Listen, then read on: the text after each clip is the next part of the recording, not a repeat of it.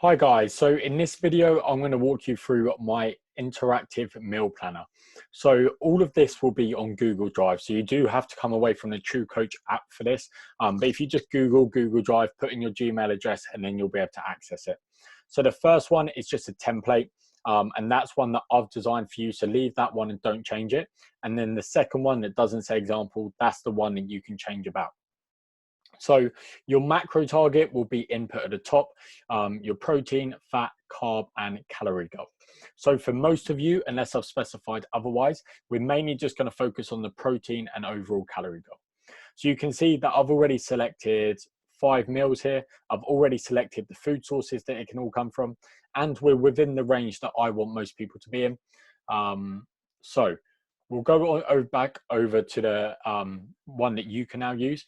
So for example, if you didn't fancy having whey protein for breakfast, the P stands for protein, so they're your protein options. C stands for carb, so they're your carb options. And then F stands for fat, so it's your fat options. So you might click on here and then you might decide you want to have eggs for breakfast instead. And you might have 3 eggs. So you put in the quantity or the grams here. For things that you normally count, something like an egg, you're not really going to weigh that out. You're going to count how many you have. It's normally just a number. Whereas if, for example, maybe you want to have that with some oats, and then maybe you're going to have 40 grams worth of oats. And then that's going to add it up for you.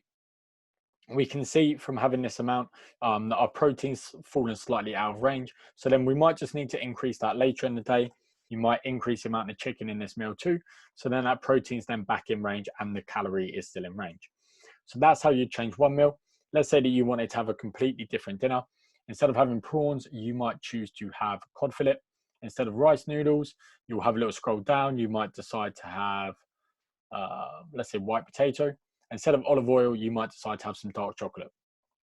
And then we just need to adjust the amounts to see how much you could have to make sure that we still fall in range. So we're still plus or minus 10 grams there. And we're a little bit out of range here. So that would mean that we'd then need to increase somewhere. So we might increase the amount of carbs that we have through white potato.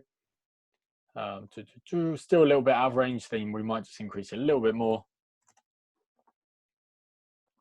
And then now we can see that we're now fall within the calorie range of plus or minus 100 calories. And now we're a little bit over the protein. So then we might just slightly drop another one down and then we'll be back in range for them. So that's how to use the interactive meal planner. The food database for this is always getting built out. I'm always adding new foods to it. So if there's any specific foods that you like to eat that aren't in there, then you can just let me know. At the bottom of this meal planner, it's also got a snacks and drinks section. So for example, it might be Friday night and you might decide you want to have a glass of wine or two. This is a really easy way that we can now calculate and actually account for that amount of wine that you're having. For example, if you did want to have wine and you wanted to have 2 glasses of red wine, that would equal 290 calories. When we scroll up, we can see that that now means that you've gone way over on your calories. So we then need to pull something else down to account for it. So we always want to make sure that our protein stays in range every single day. So that means that we need to pull down the amount of carbs and or fats that we're having throughout the day.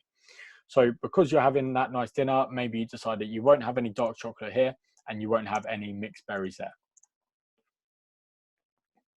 And now we can see that we're still slightly out of range. So then maybe we just adjust the amount in one of the meals.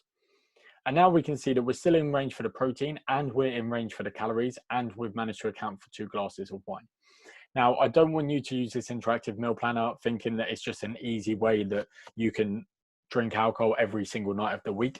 It's just an example for how we can add it and we can plan it in for that odd occasion that you are going to have alcohol.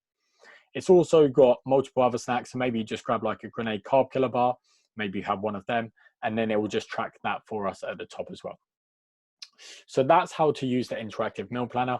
As always, if you've got any questions at all about that, then just drop me a message and ask.